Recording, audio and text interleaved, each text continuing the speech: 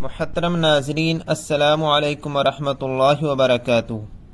اللہ رب العزت نے جو قصے اور واقعات قرآن عزیز میں بیان فرمائے اور ان واقعات اور قصص بیان کرنے کے پیچھے کیا وجوہات ہیں اور کیا مقاصد ہے،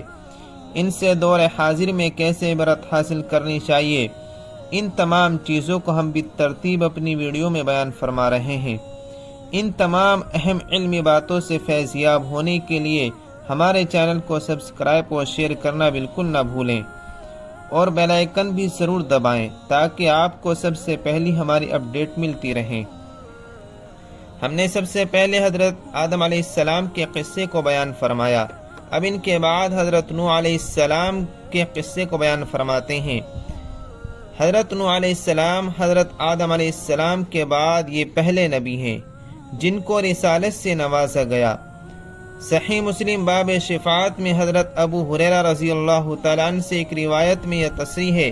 اے نوح، تو زمین پر سب سے پہلا رسول بنایا گیا ہے۔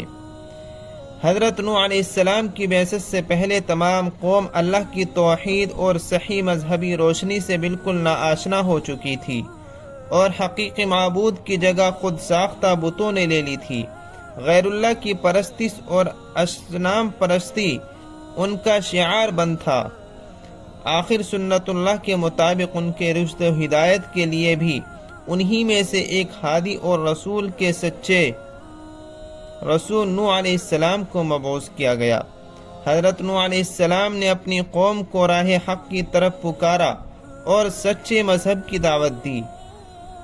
لیکن قوم نے نہ مانا اور نفرت و حقارت کے ساتھ انکار پر اصرار کیا۔ امراء رؤساء قوم نے ان کی تکذیب و تحقیر کا کوئی پہلو نہ چھوڑا اور ان کے پیروں نے انہی کی تقلید و پیروی کے ثبوت میں ہر قسم کی تذلیل و توہین کے طریقوں کو حضرت نوح علیہ السلام پر آزمایا۔ انہوں نے اس بات پر تعجب کا اظہار کیا کہ جس کو نہ ہم پر دولت و ثروت میں برتری حاصل ہے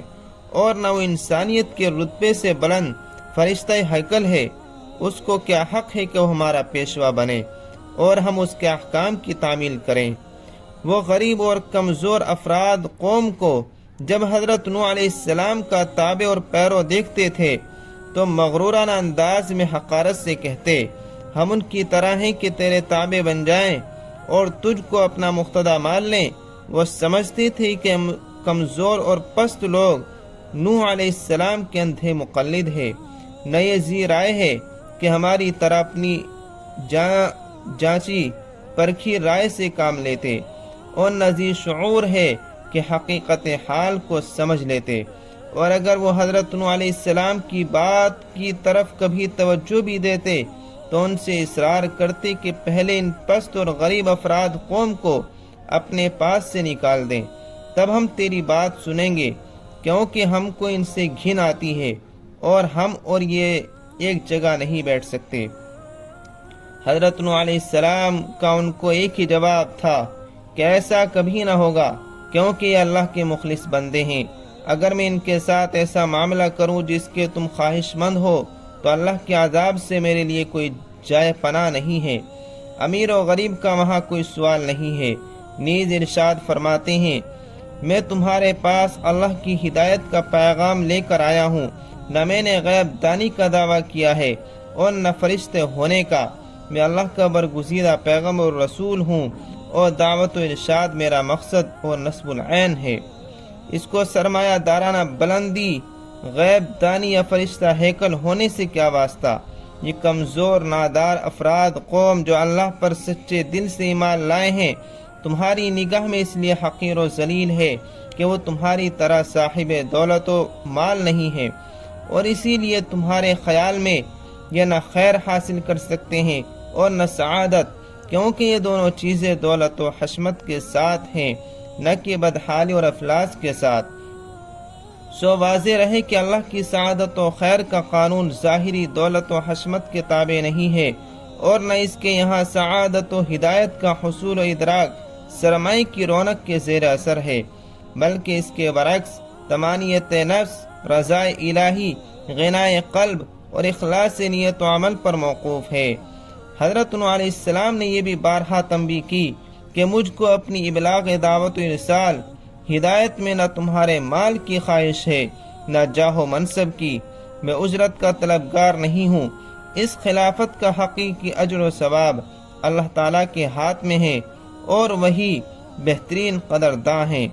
بہرحال حضرت نوح علیہ السلام نے انتہائی کوشش کی کہ بدبخت قوم سمجھ جائے اور رحمت الہی کی آغوش میں آ جائے، مگر قوم نے نہ مانا، اور جس قدر اس جانب سے تبلیغ حق میں جد و جہد ہوئی، اسی قدر قوم کی جانب سے بغض و عناد میں سرگرمی کا اظہار ہوا اور اظہار رسانی اور تکلیف دہی کے تمام وسائل کا استعمال کیا گیا، اور ان کے بڑوں نے عوام سے صاف صاف کہہ دیا کہ تم کسی طرح سوا، یغوث، یعوق اور نصر جیسے بتوں کی پرستش کو نہ چھوڑو۔ اور آخر میں تنگ ہو کر حضرت نوح علیہ السلام سے کہنے لگے، اے نوح، تو نے ہم سے جھگڑا کیا اور بہت جھگڑا کیا، اب اس کو ختم کر اور جو تو نے ہم سے عذاب الہی کا وعدہ کیا ہے وہ لیا۔ حضرت نوح علیہ السلام نے یہ سن کر ان کو جواب دیا۔ نوح علیہ السلام نے کہا، ضرور، اگر اللہ چاہے گا تو اس عذاب کو بھی لے آئے گا اور تم اس کو پیچھے ہٹانے والے نہیں ہو۔ اس طرح جب قوم کی ہدایت سے حضرت نوح علیہ السلام بالکل مایوس ہو گئے اور اس کی باطل کشی اور اناد اور ہٹ دھرمی ان پر واضح ہو گئی اور قرآنی تصریح کے مطابق 950 سال کی پیہم دعوت و تبلیغ کا ان پر کوئی اثر نہیں دیکھا تو سخت رنجیدہ اور پریشان خاطر ہوئے۔ تب اللہ تعالیٰ نے ان کو تسلی کے لیے فرمایا اور نوح علیہ السلام پر وحی کی گئی کہ جو ایمان لے آئے وہ لے آئے، اب ان میں سے کوئی ایمان نہیں لانے والا، پس ان کی حرکات پر غم نہ کرو۔ تب حضرت نوح علیہ السلام کو یہ معلوم ہو گیا کہ ان کے ابلاغ حق میں کوئی کوتاہی نہیں ہے، بلکہ خود نہ ماننے والوں کی استعداد کا قصور ہے اور ان کی سرکشی کا نتیجہ ہے۔ تب ان کے اعمال اور حرکات سے متاثر ہو کر اللہ رب العزت سے انہوں نے دعائیں کی۔ مزید ایسی ویڈیو حاصل کرنے